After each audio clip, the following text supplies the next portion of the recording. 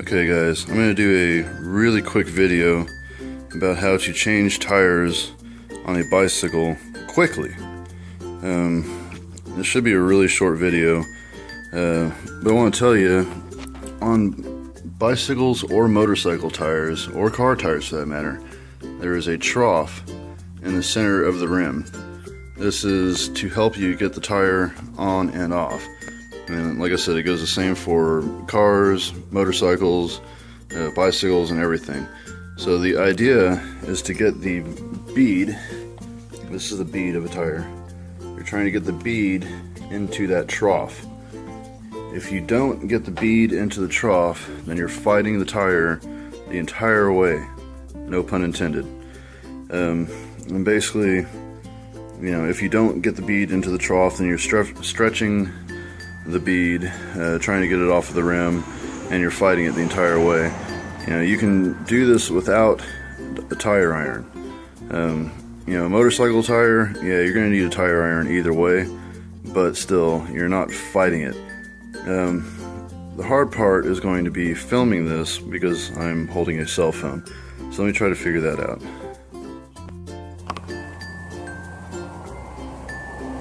Okay, this should do it. So I got my tire here. I've pulled off the cap for the valve. So basically, you start with the valve about 45 degrees from where you're at. Start from the bottom. This is actually a little bit, car's passing. It's actually a little bit easier if you have a bench to work on, but you're not going to be able to see it if I put it on the bench. So you start with the deflated tire. You can pull the valve stem out of the or the valve, yeah, I guess the valve stem out of the valve if you want, but this tire is flat, so you pinch it, pinch it, pinch it. You're holding here. Pinch, pinch, pinch, pinch, pinch, and hold up on it, pushing down pressure. Do the same thing here. Pinch, pinch, pinch, pinch. You can see the top of the tire is starting to come off of the rim. Hey, look at that. I can see daylight through the tire. Look at that. Boom. Alright, that's it. Now, we're going to put these dirt bike tires back on the bike. And, so let me pause it for a second while I get that ready. So I have this nifty little valve stem tool that somebody gave me along the way. I'm a mechanic. I work on motorcycles and cars, and mostly motorcycles these days. And somebody gave me this valve stem, and it's been incredibly useful. Here's the valve stem tool. Set those right there. Okay, so the valve stem is at the bottom of this tire. There are a million different ways to do this, but I like having the tube inside the tire when I do this. The biggest thing is to be careful not to pinch the tube. Okay, so valve stem is on the bottom. The hole for the valve stem is on the bottom. Put the valve stem in the hole, and then to make this easier, take the cap, put it on the valve stem. We're going to do basically the same thing in the opposite direction. So again, this is a lot easier to do it on a table, but it's going to be more difficult. So start here, put both sides of the tire inside the rim.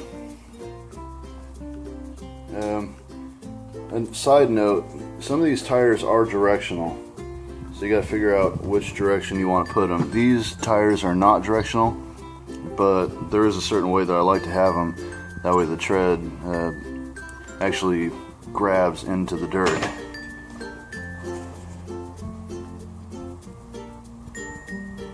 And I do have it that direction. Okay, so put both sides of the tire into the rim. I'm going to start from the top. Usually I'll put the rim on a table, and and then let the tire hang around it. So again, I know you can't see this, but the valve stem is at the top up here. Put it inside the rim and then start pushing it around the rim like this. And again, both sides of the tire are going into the rim. So you can get most of the tire on the rim just by wheeling it, or just by pushing it. So now I'm going to put it upside down. I've got the tire facing towards me. Okay, so you can't just push it all the way on for the same reason that you can't normally just take it off. So this piece here is going to be the hardest. So you're going to start down here. Make sure your valve stem is straight where you want it to go. Start from the bottom.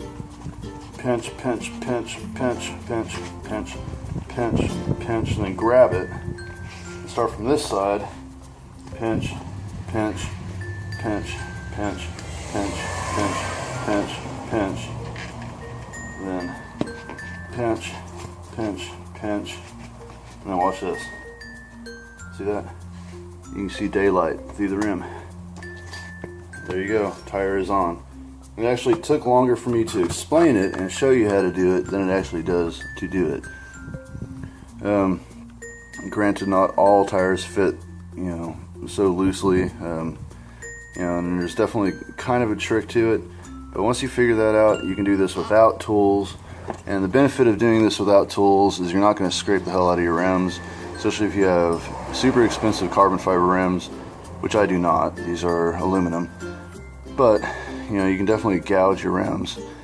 You can definitely gouge your rims using tools, and you can misshape them.